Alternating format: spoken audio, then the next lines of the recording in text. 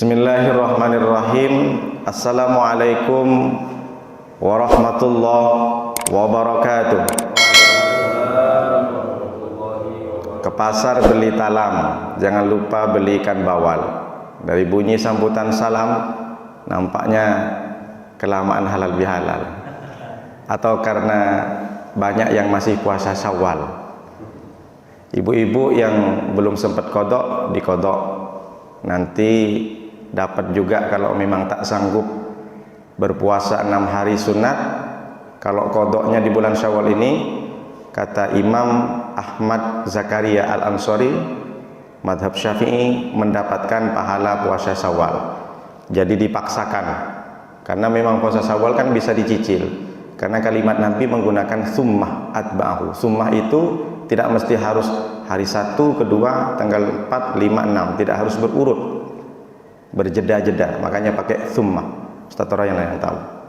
Lalu kemudian Allah juga menyampaikan dalam surah Al-Baqarah 225, wala yu'akhidukumullahu billawi fi aymanikum walaki yu'akhidukum bima kasabat qulubukum.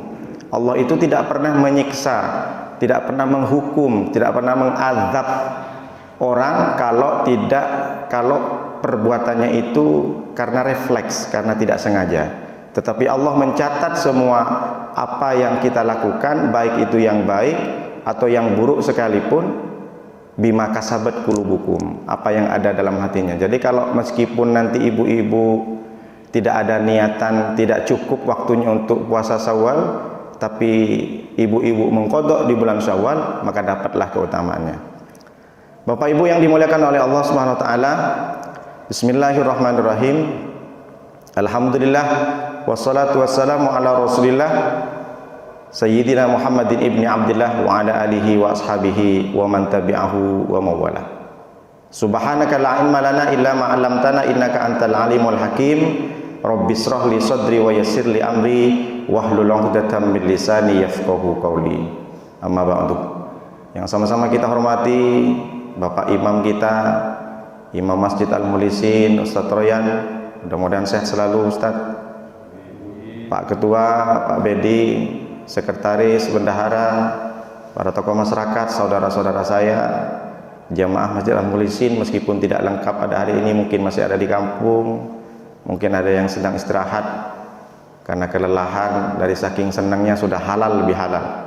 Kata Ustaz Royan sudah lepas, halal ini kan lepas. Wahlul 'uqdatam min lisani. Wahlul, lepaskanlah ya Allah ikatan dalam lisan kami, ucapan kami. Nabi Musa berdoa kepada Allah, wahlul 'uqdatam min lisani. Beliau Nabi Musa ingin bertemu dengan Allah, berdoa seperti itu agar nanti tidak terkunci lisan. Sama dengan orang tak biasa jadi MC, tak biasa berceramah, ketika pegang mic padahal sudah ingat semua, hilang semua. Maka berdoa, mudah-mudahan Allah melepaskan uqdatan, ikatan milisani dari lisan. Apa maknanya? Mungkin ada benang yang kusut sebelum Ramadan kita tidak teguran, maka urailah benang yang kusut. Halal, halal. Tapi jangan gara halal, hutang tak bayar. Bro, kita halal bihalal. Hutang yang 500.000 cincai aja lah, tak bisa begitu. Halal ini urusan masalah hubungan silaturahmi. Bapak Ibu yang dimuliakan oleh Allah Subhanahu wa taala, kajian hadis pada subuh kali ini, kalau hadis arba'in nanti saya lanjutkan di bulan Syawal. Ini hadis juga disebutkan dalam Sunan At-Tirmidzi. Ini pengijawantahkan atau perpanjangan dari apa yang sudah saya sampaikan di khutbah kemarin. Bahwa kalau kita di bulan Ramadan sudah selesai berhubungan dengan Allah, sudah yakin kita sudah dekat dengan Allah, karena yang pasti 29 hari kita sudah berpuasa. Tapi sekarang ini yang perlu kita bangun, halal bihalal juga sudah disampaikan, hubungan dengan manusia harus terus dipaksakan bagaimana hubungan kita dengan manusia itu tetap baik sampai 11 Ramadan, sampai 11 bulan Ramadan yang akan datang. Hadis ini disebut dalam Sunan Tirmidzi. Kitab yang bernama Sunan nih, Imam Tirmidzi, Ibnu Majah, Abi Daud, lalu Imam Nasai. Jadi 4 yang namanya Sunan. Apa Sunan? Sama nggak dengan Sunan Giri, Sunan Bonang, Sunan Gunung Jati? Bukan, beda. Itu bahasa Indonesia itu Sunan. Kalau yang Sunan Bonang, Sunan Giri itu susunan. Ketika para wali itu bertemu dengan warga, disusun tangannya. Sunan, menyusun. Kalau yang sunan ini bahasa Arab, Sunan Tirmidzi. Kalau disebut, mana tahu nanti anak bapak ibu, ayah, apa artinya sunan ya? Saya dengar dari Ustadz Nuruddin itu Sunan Tirmidzi, katanya kitab hadis. Ya sunan lah. Ya apa ya artinya? Jangan banyak tanya. Orang banyak tanya Yahudi. Enggak bisa begitu. Jawablah. Sunan itu jamak dari kata sunnatun. Satu sunnah, satu perbuatan amal yang kita amalkan dari Rasulullah. Kalau satu saja sunnatun. Kalau dua sunnah, sunnatani. Kalau tiga, sunanun. Jamak taksir, jamak berarti banyak sunnah. Artinya apa? Imam Tirmidzi meriwayatkan hadis banyak, bukan cuma satu. Dalam kitabnya itu beratus-ratus. Nah, itulah sunan namanya. Mana tahu nanya? Karena memang bahasa Arab. Bagaimana hadisnya? Datang dari Abi Sa'id Al-Khudri. Ini sudah saya sampaikan, jelaskan tentang sahabat Abi Sa'id Al-Khudri. Ini penting, ini hubungannya dengan manusia. Malla, ada 7 kata saja. Malla yaskurun nasa lam yaskurillah. Barang siapa yang tidak pandai berterima kasih annas kepada manusia, lam yaskurillah, maka dia dianggap tidak bersyukur kepada Allah. Wah, ini hebat nih hadisnya. Jadi Rasulullah menyampaikan hujahnya, menyampaikan hadisnya, mengaitkan Allah dengan manusia. Seberapa pentingkah? Nanti kalau masuk ke channel Pak Bedi, judulnya apa pentingnya berterima kasih kepada manusia? Seberapa pentingkah kita berterima kasih kepada manusia? Dari hadis ini sudah jelas bahwa kita meninggal itu jangan pernah meninggalkan permusuhan. Makanya saya sudah sampaikan, atadaruna mal muflis di khutbah kemarin. Siapa yang bangkrut? Yang bangkrut itu orang banyak pahalanya, tapi ternyata dia masih tidak akur dengan tetangganya, tidak akur dengan saudaranya, dengan sahabatnya dan lain sebagainya. Orang yang tak pandai berterima kasih kepada manusia, maka dia tidak termasuk orang yang bersyukur. Kalau kita bersyukur kepada Allah gampang, alhamdulillah, subhanallah. Ingin bersyukur kepada Allah, sholat, berterima kasih kepada Allah, ngaji Al-Quran, iktikaf di masjid, itu cara salah satunya bersyukur kepada Allah. Lalu apa hubungannya? Kenapa Rasulullah mengaitkan manusia dengan Allah?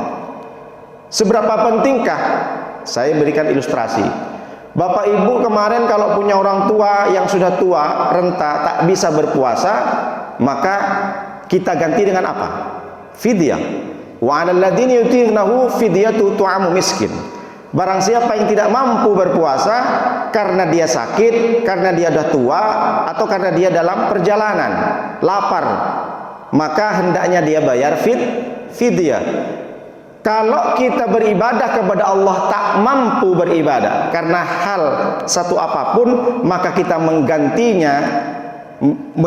denda, membayar denda itu kepada manusia.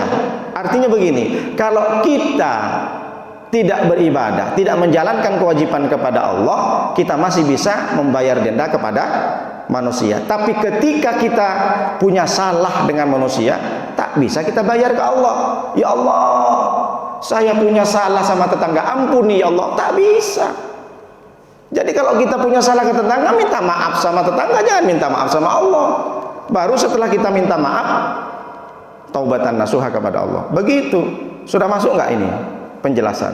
Kalau kita sudah punya salah, kalau hubungan kita tidak rekat, hubungan kita retak, rusak hubungan silaturahmi kita dengan orang, tak bisa kita minta perbaiki ke Allah dengan cara minta ampun kepada Allah. Ampuni aku ya, ampuni kami ya Allah, saya banyak salah sama tetangga, ampuni. Tak bisa. Dosa kepada saudara kita itu tak bisa kita minta ampun kepada Allah, harus kita bertemu minta maaf siapapun orangnya. Nah, ini perlu diamalkan. Jadi begitu besar pentingnya hadis ini, bahwa peran seorang manusia dalam ibadah, dalam kualitas iman kita itu sangat memberikan pengaruh besar. Jadi jangan disepelekan. Jadi sebelum kita menghadap kepada Allah, sebelum kita menemui ajal, siapapun musuh kita, mungkin punya musuh atau tak menegur, datangi. Perkara orang itu tak memberikan maaf, tak masalah. Dan bahasanya Rasulullah menggunakan kata terima kasih. Terima kasih itu bersyukur, syukron jasila. Oleh karena itu, Bapak Ibu yang dimuliakan oleh Allah Subhanahu wa taala, Allah Subhanahu wa taala sudah menyampaikan, la in syakartum la azidannakum wa la in kafartum in adzabi lasyadid. Apa maknanya? Syukur, antonim dari lawan syukur adalah kufur. Syukur menampakkan, syukur memperlihatkan, menampilkan rasa terima kasih kita kepada Allah, rasa terima kasih kita kepada manusia. Jadi kalau orang berterima kasih kepada manusia, tidak cukup zaman sekarang melalui WA. Kalau lihat dari hadis ini, harus datang berhadapan. Apalagi memang hadis Rasulullah, orang yang bersalaman tak ada masalah, lah salaman aja. Sebelum bersalaman diampuni dosanya. Ma min muslimaini yaltaqiyani fayatasafahani illa ghufira lahuma qabla yatafarraqa. Dua muslim bertemu lalu kemudian salaman, sebelum berpisah akan diampuni dosanya oleh Allah. Jadi hadisnya ada. Jadi kalau kita bisa mengamalkan banyak hadis, insya Allah. Jadi syukur itu menampakkan, menampilkan, memunculkan. Kalau kita bersyukur kepada Allah, bukan cukup diam saja, tapi berzikir, mengucapkan bibir ini, bergerak, ada tampak perbuatannya. Berterima kasih kepada manusia juga begitu, nampak gerakannya, bukan diam-diaman. Terima kasih ya, tak bisa. Datang, salaman, berterima kasih, ucapkan, itu syukur. Lalu kufur, yaitu kufur menutup, cover. Bahasa Inggrisnya aja cover, menutup. Cover buku, cover itu kan tutup. Cover bahasa Inggrisnya menutup. Makanya kalau bersyukur Allah akan tambah. Kalau kufur, inna adzabi lasyadid, sesungguhnya siksaanku pedih. Makanya dalam Al-Qur'an dan sering kita baca, Rabbana ighfir lana dzunubana wa kaffir anna sayyi'atina wa tawaffana ma'al abrar. Jadi kita berdoa, ya Allah, ampuni dosa-dosa kami, wa kaffir anna sayyi'atina, dan tutupilah keburukan, kejelekan, kehinaan, kerendahan kami ya Allah, wa tawaffana ma'al abrar, dan matikanlah kami dalam keadaan baik-baik, menjadi orang-orang yang baik di hadapan-Mu ya Allah. Doa pun sudah ada. Jadi kita mesti maknai apa yang dimaksud dengan berterima kasih kepada manusia. Pertanyaannya sekarang, Rasulullah menggunakan kata umum, man la yaskurun nasa, barang siapa yang tidak bersyukur, tidak pandai berterima kasih kepada manusia. Yang dimaksud manusia siapa di sini? Nas diambil dari kata dua, al-uns. Uns itu jinak. Lawan katanya bahimah. Uns itu adalah makhluk yang jinak, lawan katanya bahimah. Bahimah hewan yang liar. Itu namanya nas. Qul a'udzu birabbin nas. Kalau ada manusia yang tidak jinak, berarti dia bahimah, liar dia. Liar akhlaknya, liar cara bicaranya, liar cara berkomunikasi dengan orang. Berarti kalau ada orang sekarang tidak jinak, tidak punya adab, tidak punya akhlak, sama aja dia tidak pantas dikatakan uns. Berarti dia bahimah, hewan liar, wild animal. Lalu kemudian yang kedua, anas itu diambil dari kata nasiyah, lupa. Banyak orang, bukan di sini, orang lupa. Dulu dia miskin, setelah kaya lupa dia, sombong. Dulu dia tidak punya jabatan, sekarang punya jabatan, lupa. Dulu dia rakyat jelata, sekarang jadi pejabat, lupa dia. Akhirnya apa yang terjadi? Sombong, awal kehancuran. Jadi nasiyah dan uns, itulah kata nas. Lalu siapa yang dimaksud dengan Rasulullah? Kalau mau disebut banyak, karena manusia sebutan dengan nas ini umum. Tapi saya sampaikan yang besar-besar saja, ada 4 yang dimaksud. Yang pertama, kita mesti berterima kasih kepada siapa? Kepada orang tua. Wa qadara rabbuka alla ta'budu illa iyyah wa bil walidaini ihsana.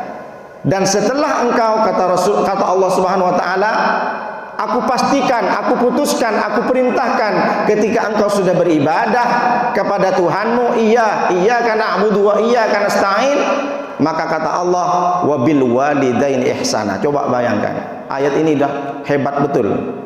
Allah menggunakan kalimat setelah engkau beribadah kepadaku maka jangan lupa berbuat baik kepada orang tua. Allah juga menggunakan kata ihsan. Sering juga saya sampaikan, ihsan tidak menggunakan kata jazaa. Wabil walidaini ihsana, bukan wabil walidaini jazaa. Apa perbedaannya jazaa dengan ihsana? Kalaulah Pak Bedi datang dari Mekah umroh, ngasih ke Nuruddin 1 kilo kurma, lalu kemudian saya berangkat umroh, datang ngasih 1 kilo kurma juga, membalas kebaikan Pak Bedi karena sudah memberi saya 1 kilo kurma, maka itu namanya jazaa, membalas kebaikan. Tapi kalau seumpama saya datang dari umroh 1 kilo, kasih kurma ke Pak Bedi, tapi ternyata Pak Bedi membalasnya 1 sak atau 1 karung kurma, itulah ihsana. Lalu apa maknanya? Kita berterima kasih kepada orang tua sampai kapanpun, kalau bisa dan kalau mampu, lebih daripada apa yang sudah diperjuangkan oleh orang tua. Kalau kita pikir begini, orang tua mengandung 9 bulan 10 hari, melahirkan berdarah-darah, sanggup tak kita balas? Balas budi sesuai dengan jerih payah orang tua? Tak sanggup kita. Maka setidaknya kita membalas kebaikannya bukan sampai ketika orang tua kita meninggal, tapi kita yang meninggal. Artinya apa?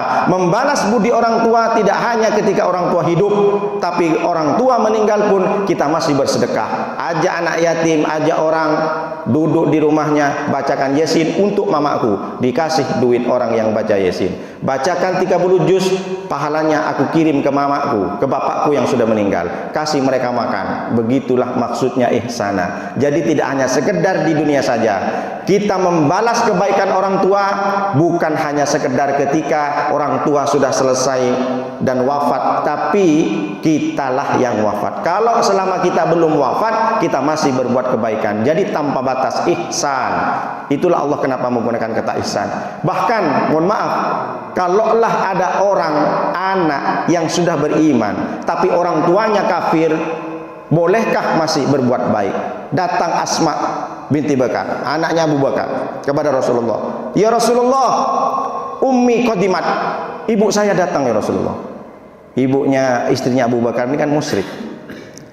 Gimana Rasulullah? Datang umi saya, awasoliha, boleh nggak saya sambung silaturahmi dengan orang tua? Kan orang tua saya musyrik, tidak menyembah Allah. Apa kata Rasulullah? Silakan, jangan kau berpaling. Dia tetap orang tua meskipun dia sudah musyrik. Allah juga sudah menyampaikan, wa in jahadaka ala ma tusyrika bi ma laysa bi lama laysa lahu bi ilmun fala tuti'huma wa sahibhuma fid dunya ma'rufa. Kata Allah ini, seandainya orang tua kalian mengajak kalian untuk bermusyrik, bersyirik, tidak menyembahku, kata Allah, fala tuti'huma, maka jangan ikuti perintahnya, tapi wasahibhuma fid dunya ma'rufa. Tapi urusan engkau itu berbakti kepada orang tua, jangan sampai lepas. Yang tak boleh ngikutin orang tua itu kalau orang tua menyuruh kalian semuanya dengan maksiat, menyuruh kalian semua syirik kepadaku.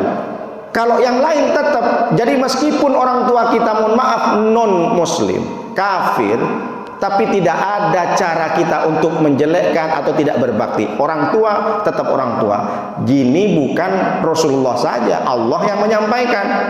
Seandainya kalian punya orang tua dia kafir, apakah boleh kita masih berbakti? Harus tetap. Yang penting kamu jangan ngikutin apa perintahnya yang menyekutukan Allah, perintahnya maksiat. Rasulullah juga sudah menyampaikan, la ta'ata li makhluqin fi maksiatil khaliq. Tidak ada perintah, tidak ada ketaatan kepada makhluk kalau makhluk itu menyuruh maksiat. Siapapun, bos kita, orang tua kita, orang yang mungkin berpengaruh di satu RT, misalkan dia menyuruh maksiat, tidak ada cerita, jangan taat kepada mereka meskipun orang tua. Tapi urusan wasahibhuma fid dunya ma'rufa, silakan. Jadi jangan pernah putus silaturahmi. Orang tua tetap orang tua. Begitu pentingnya. Bahkan datanglah sahabat namanya Muawiyah bin Jahimah. Ya Rasulullah, saya pengen ikut Rasulullah, saya pengen mati syahid, saya ingin berperang bersama engkau ya Rasulullah. Apa Rasulullah? Apakah Rasulullah menolak? Tidak. Ahayatun ummuka ya Muawiyah, ibumu masih hidup enggak? Naam ya Rasulullah, masih hidup di rumah. Ilzam rijlaha fathammal jannata. pulang kau ke rumahnya, basuh kakinya, fatammal jannata, maka engkau masuk surga. Artinya apa makna dari hadis ini? Rasulullah menyampaikan kepada Muawiyah bin Jahimah, kau tak perlu repot-repot kalau pengen mati syahid. Kau tak perlu sibuk-sibuk untuk berperang melawan orang-orang yang menghancurkan Islam. Tak perlu kau berperang fisabilillah bersamaku mati dalam keadaan syahid, tapi engkau pulang ke rumah, cuci kaki ibumu itu, yang kedua kaki ibumu, maka engkau samalah mati syahid dengan masuk surga. Apa maknanya? Bahwa kalau ingin kita mati syahid, bahwa kita ingin masuk surga, tak perlu jauh-jauh berjuang, tak perlu harus teriak-teriak, tengok ibumu. Sudahkah engkau cuci kakinya? Apa maknanya ini? Cuci kaki saja bisa mengendalikan kita, bisa melahirkan atau bisa menarik kita ke surga, apalagi yang lain. Ini kan dalam hadisnya ini. Ilzam rijlaha, cuci kakinya. Mencuci kaki saja menjadi wasilah kita masuk surga. Apalagi yang lain. Ini kadang banyak saudaranya yang tua, umpamanya di Batam, adiknya dia di kampung. Memang kalau orang tua itu agak lebih jengkel kepada anak yang kumpul satu rumah. Lalu apa yang banyak terjadi? Orang tua yang di kampung sering curhat sama yang ada di Batam. Pokoknya kalau adikmu itu malas sekali, masa aku nggak diladenin, masa aku nggak dirawat. Padahal sudah full time 24 jam adik yang di kampung bersama orang tua kita. Akhirnya apa yang terjadi? Yang di Batam marah-marah sama adik, dikira tidak merawat. Nah, ini yang terjadi banyak. Jadi jangan mentang-mentang yang di perantauan atau di Batam itu merasa sudah baik sama orang tua karena kirim duit.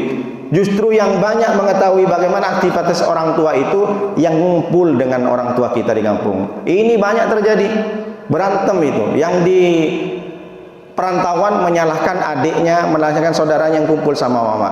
Mamanya juga begitu, karena memang orang tua itu nengok anak itu bukan nengok sudah besar, macam bayi.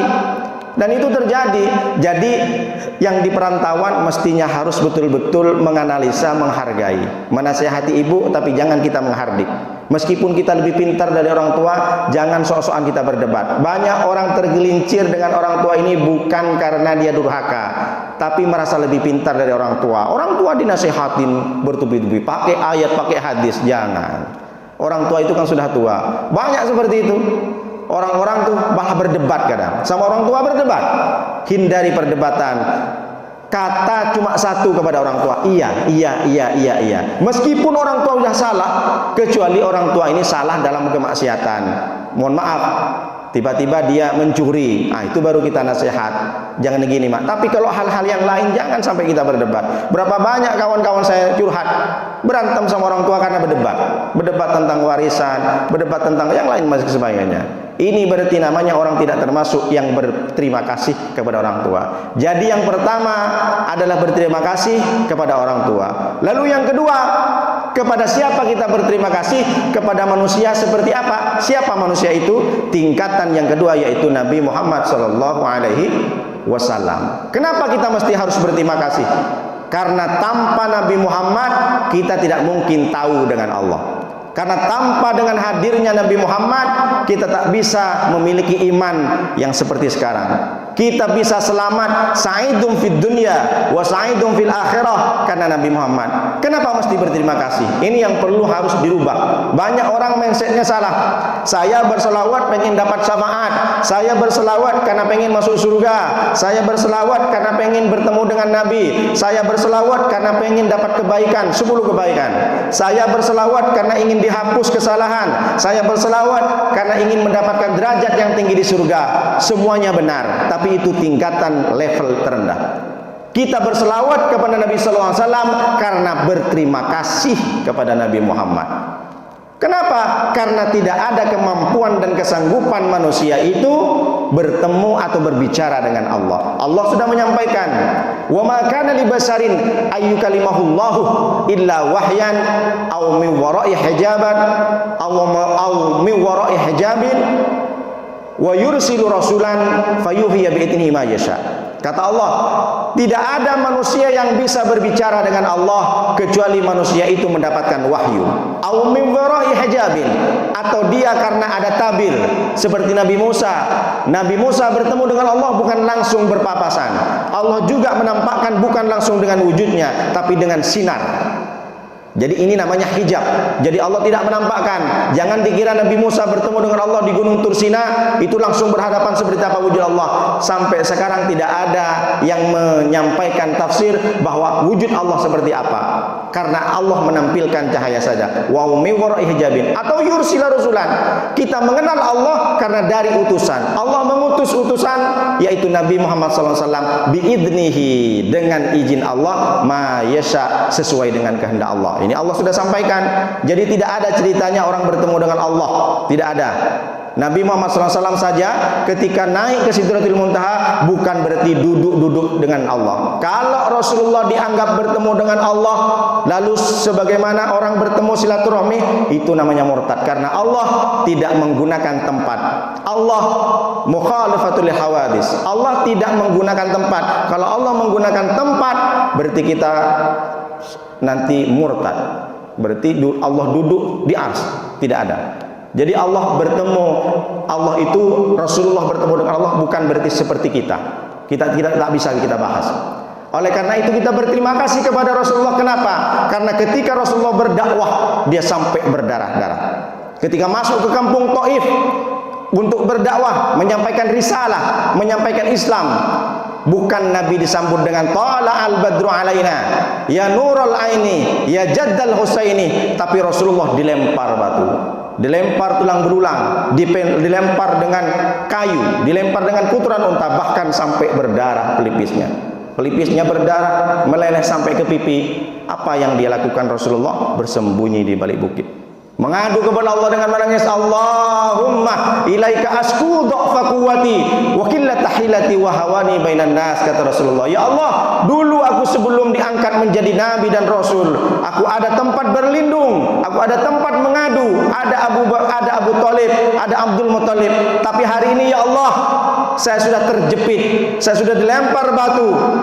Saya mengadu kepadamu ya Allah atas ketidakberdayaanku, wa qillata hilati, dan atas kelemahanku, wa hawani bainan nas. Ya Allah, hari ini aku hina di depan mereka, aku rendah di depan mereka ya Allah.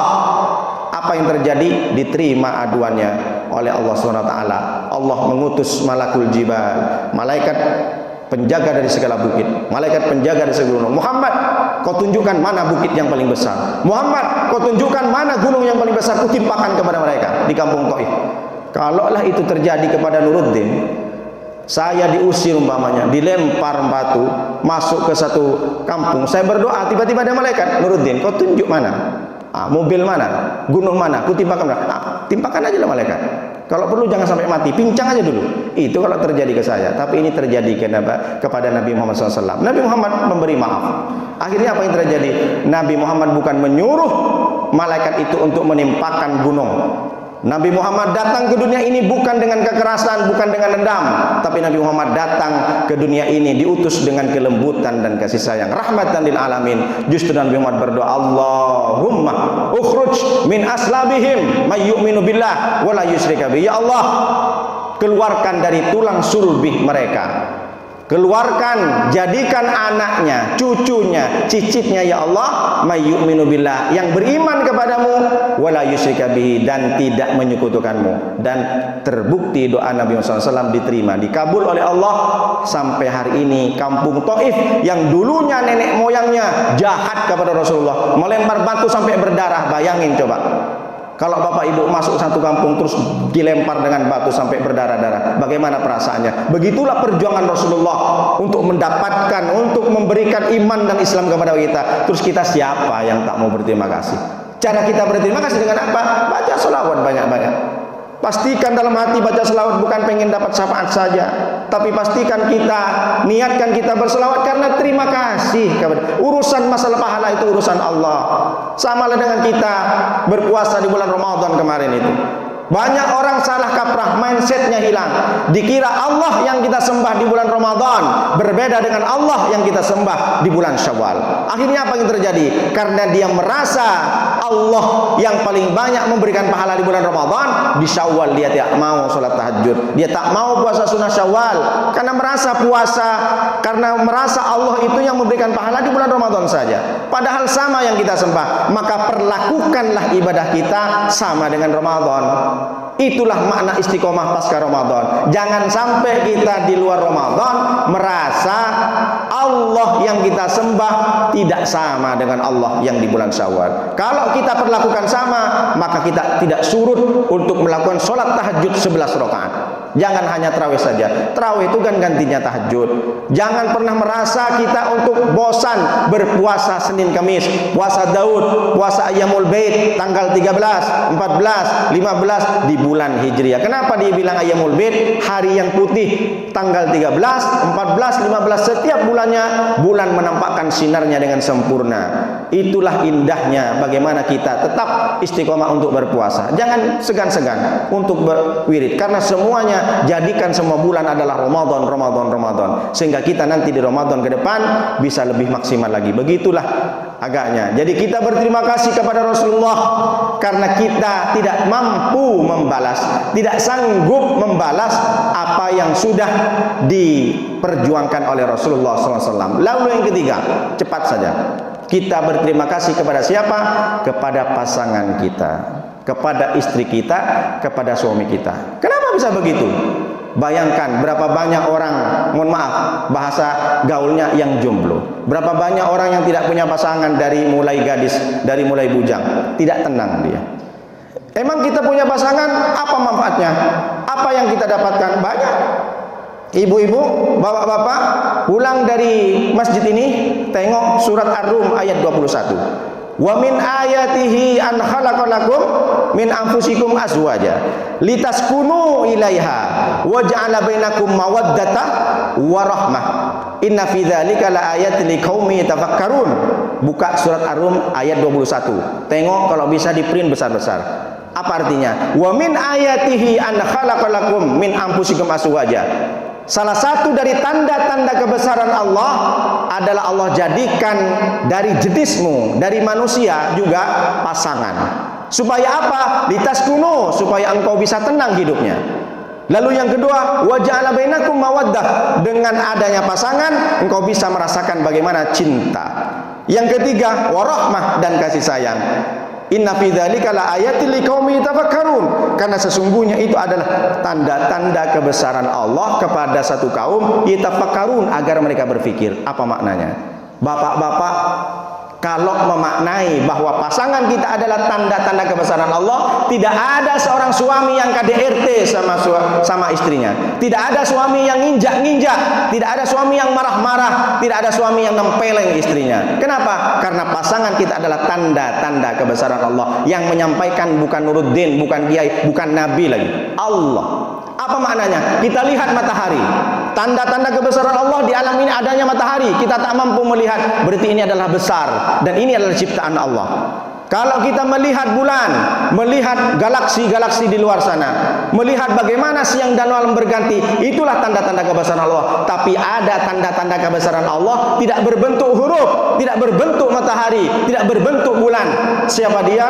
Istri kita, suami kita. Kalau kita nengok berapa tahun kita sudah hidup dengan pasangan kita, tengoklah baik-baik ketika istri tidur, para suami, oh berarti selama ini yang tidur denganku adalah tanda-tanda kebesaran Allah. Kalau kita maknai bahwa istri kita adalah tanda-tanda kebesaran Allah, tak mungkin secuil satu huruf pun kita marah sama istri. Begitu juga istri, kalau menengok suaminya dan resapi dalam hatinya dengan ayat Ar-Rum ayat 21 ini, maka tidak ada istri-istri yang membangkang sama suami, tidak ada istri yang tidak nurut sama suami. Ini karena capek saja sudah tak mau dicolek-colek. Capek lah, bising aja.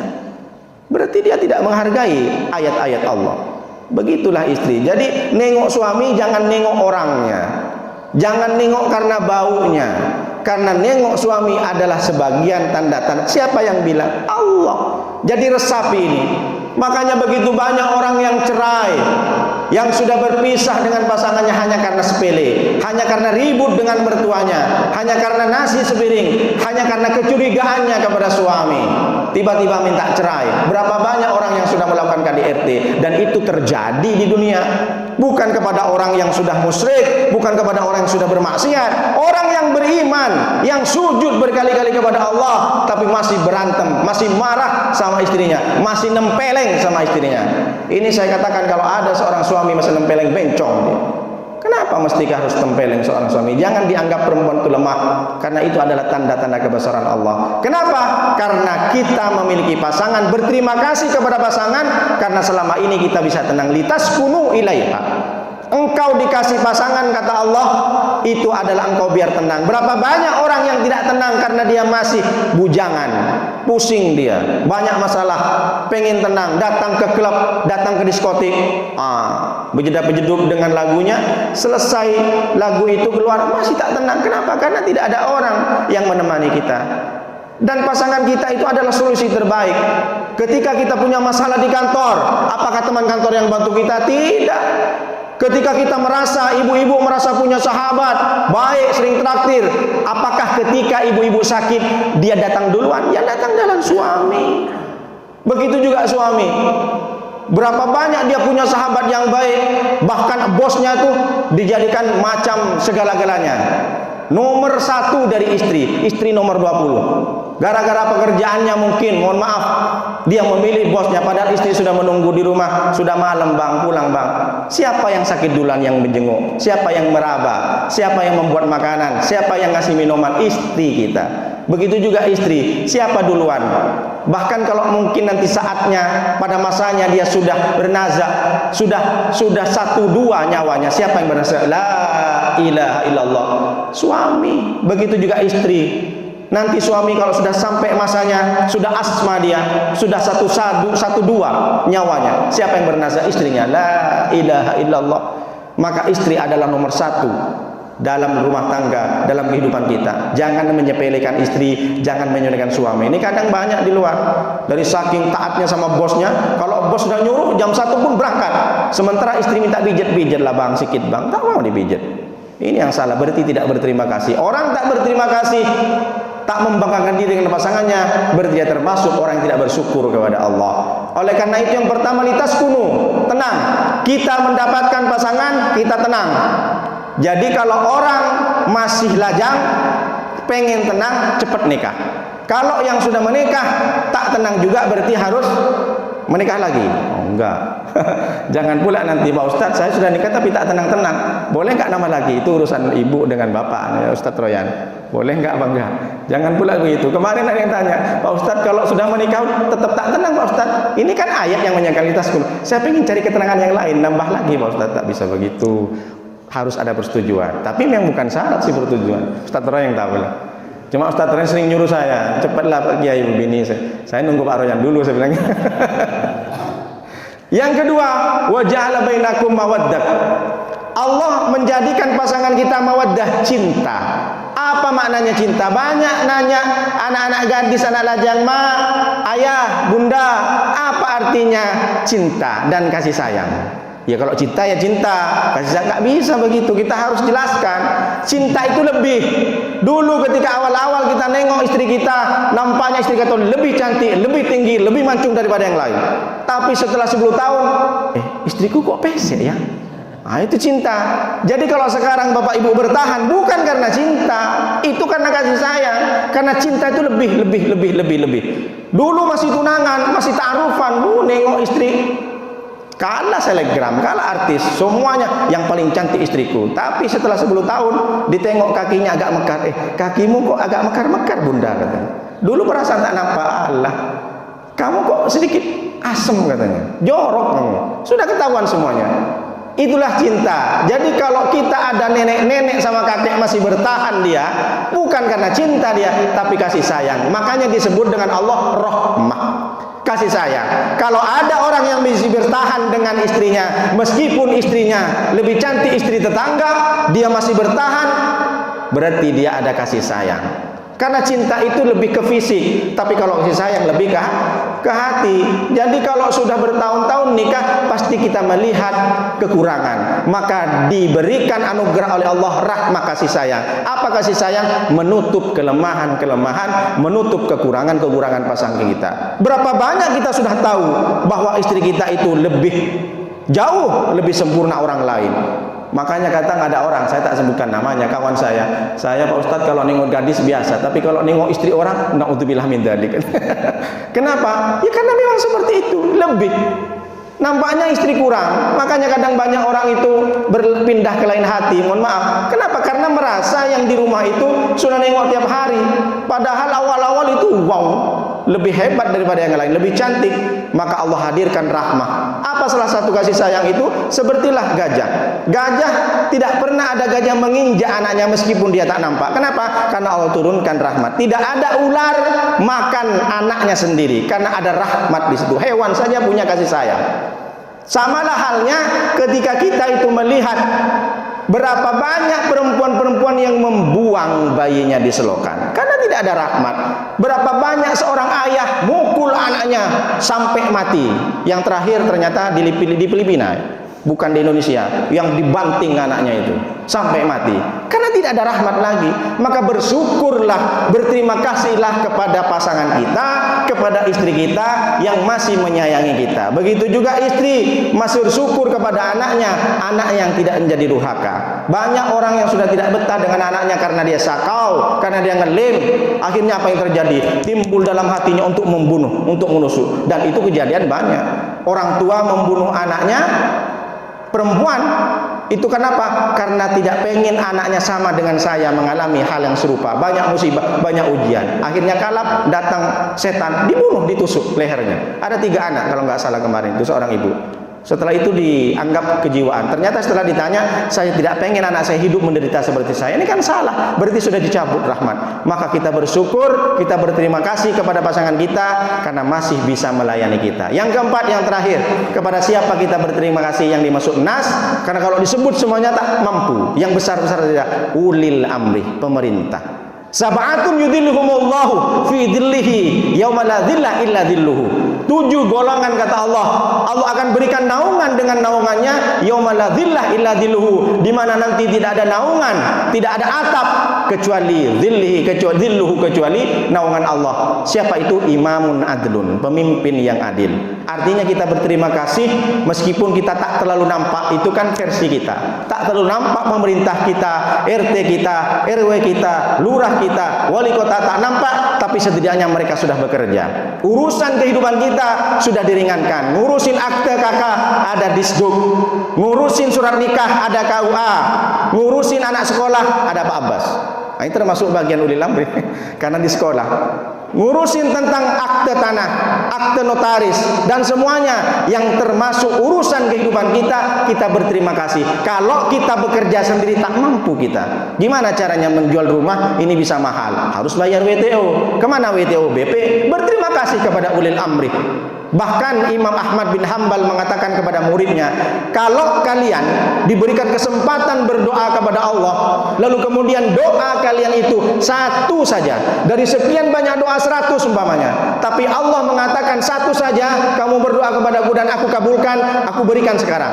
Kira-kira apa yang kalian doakan kalau diberikan kesempatan satu berdoa? Banyak muridnya Imam Ahmad bin Hambal atau Imam Hambali, oh imam nih kiai, bukan imam sholat, beda kalau bahasa Arab. Makanya disebut Imam Syafi'i, Imam Hambali, Imam Maliki. Imam itu kiai besar. Ustadz pun, kalau di sini ustadz kan guru ngaji, tapi kalau di Mesir ustadz itu besar, profesor, doktor. Di sini ustadz tipiki, dapat insentif. Tapi kalau di Mesir, ustadz itu profesor, doktor. Nah, itulah bedanya.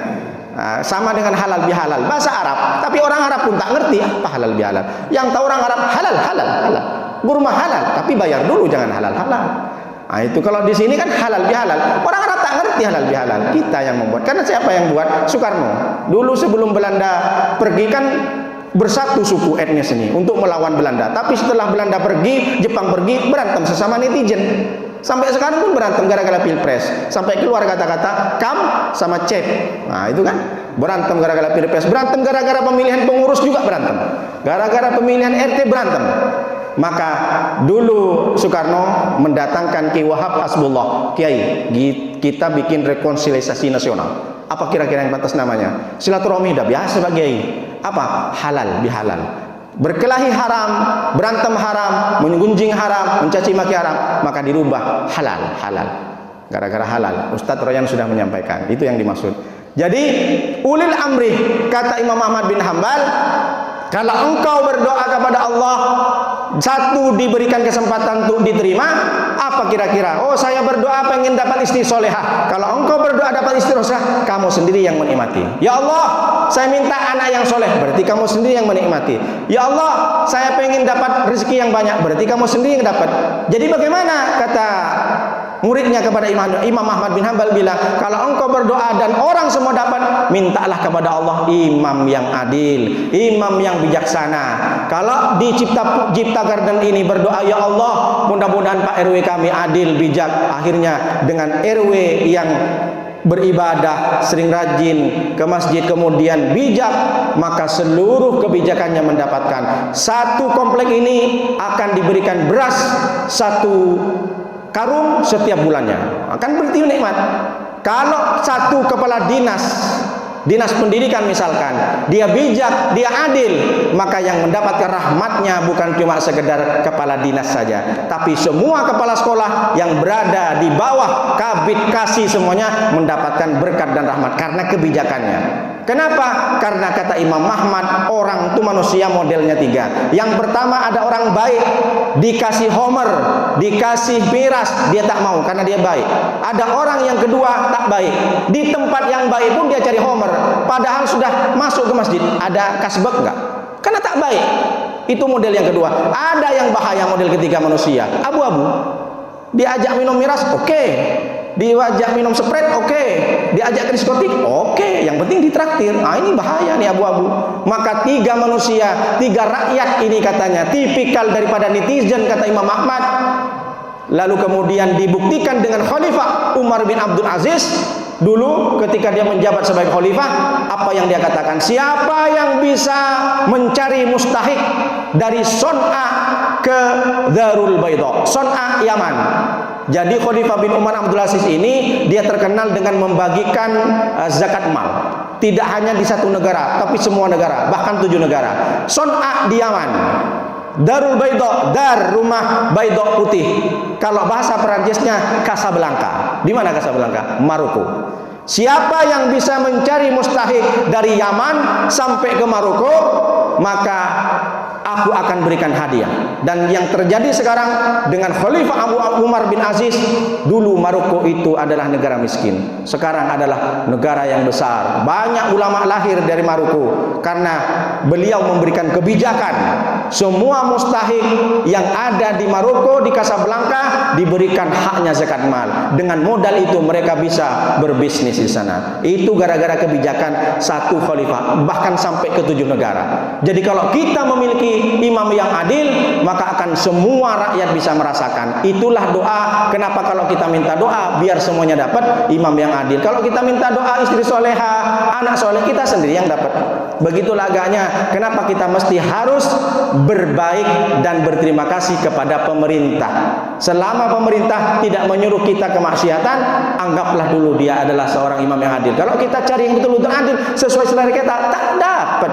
Semua presiden, semua pemimpin setelah selesai pasti tidak ada yang bagus. Semuanya. Bahkan di Indonesia ini siapa yang tak baik? Semuanya tak baik kalau kita sudah lihat ketidakbaiknya. Tapi lihatlah kebijakannya. Dari mulai Soekarno, Pak Soeharto, semua kalau ditukil-tukil tak baiknya ada, tapi baiknya ada. Tapi kalau kita mencari betul-betul imam adil, sudah kita usahakan. Sudah banyak Ustaz Toren berusaha sana sini, di media sosial juga berusaha, tapi tak temu juga. Berarti harus Ustaz Toren yang sendiri yang harus mencalonkan. Takbir. Jadi kita berterima kasih, kita lihat manfaatnya dulu. Alhamdulillah setelah saya ngurus PLN. Nah, PLN kan bagian dari ulil amri. Lampu rumah saya terang. ATB juga begitu. Meskipun berubah dari ATB ke Moya, banyak orang keluh, tapi berterima kasih. Air masih mengalir meskipun agak sedikit tak bagus. Nah, tapi kalau dulu, kalau sekarang kan tak bagus. Nanti viral kena tangkap saya. Jadi yang keempat adalah kita berterima kasih kepada ulil amri. Kenapa kita berterima kasih kepada manusia? Man shana ilaikum ma'rufa fakafi'uhu fa illam tajidu ma tukafinahu fad'u lahu. Barang siapa yang berbuat baik kepada kita, maka kita balas dengan ma'ruf, dengan kebaikan. Kita berterima kasih. Orang kalau melakukan kebaikan kepada kita, kita balas sesuai dengan yang apa yang mereka berikan. Tapi kalau fa'ilam tajidu ma tukafunahu fad'u lahu. Kalau kita tak bisa membalas sesuai dengan yang dia berikan, fad'u lahu, maka kita doakan. Bukankah kita sering berdoa dalam salat? Assalamu alaina wa ala ibadillah sholihin. Keselamatan bagi kami wa ala ibadillah sholihin, dan kepada orang-orang hamba-hamba Allah yang soleh. Dan kita sudah sering banyak berdoa, Rabbana ighfir lana wa li ikhwanina alladziina sabaquna bil iman. Ya Allah, ampuni dosa kami dan semua saudara-saudara kami, wa li ikhwanina alladziina sabaquna bil iman, yang sudah mendahului kami. Dulu-dulu banyak orang yang baik, kita berterima kasih, kita mendoakan. Jadi sebenarnya kita sudah sering berdoa untuk saudara-saudara kita. Allahumma ighfir lil muslimina wal muslimat, Allahumma ansuril muslimin, kata Ustaz yang tadi di kunut. Kita sering banyak berdoa untuk kaum Islam yang beribadah kepada Allah, yang beriman kepada Allah. Itulah pentingnya kenapa kita mesti harus berterima kasih, karena hubungannya, masalahnya dengan Allah. Rasulullah yang menyampaikan jangan pernah kita untuk tidak berterima kasih kepada manusia. Makanya sering kita jazakallah ahsanal jasa syukron. Syukron itu kan syukur. Syukron jazilah, terima kasih banyak. Siapapun yang sudah mencat kita meskipun tidak memberi, sampaikan jazakallah, terima kasih Pak, terima kasih Pak. Tak ada, banyak yang orang masih berat orang berbilang terima kasih. Kenapa harus mesti berterima kasih? Karena Allah sudah mengingatkan dalam Al-Quran, wa qalilum min ibadiyas syakur. Sedikit, kata Allah, hamba-hambaku, surat As-Saba ayat 13, sedikit dari hambaku yang bersyukur. Kenapa? Allah sudah melihat dan mengetahui banyak orang bersyukur kepada Allah, tapi banyak orang tidak berterima kasih kepada manusia. Qalilan mimma tashkurun, sedikit orang, sedikit kamu bersyukur kepadaku. Apa salah satunya?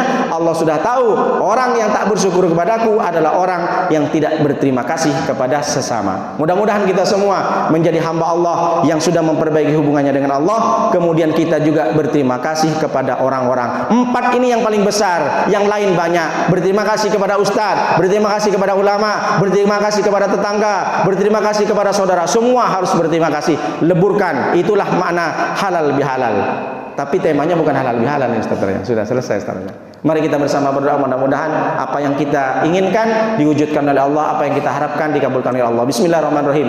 Alhamdulillahirabbil alamin.